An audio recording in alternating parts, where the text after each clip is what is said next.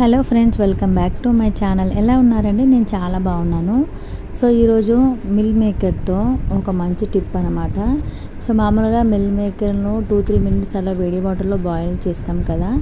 So అందులో ఉన్న water అంతా వెళ్ళిపోవాలంటే ఒక హాఫ్ అన్ అవర్ లేదా నార్మల్గా 10-20 మినిట్స్ అలా వెయిట్ చేయాలి కదా. సో అలా వెయిట్ చేయకుండా నేను ఒక మంచి టిప్ చెప్తాను, ఫాలో అవ్వండి.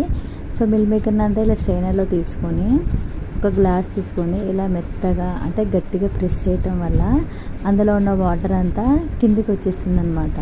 నేను కింద ఒక గిన్నె పెట్టేసుకున్నాను, ఆ వాటర్ మీకు చూపిస్తాను చూడండి.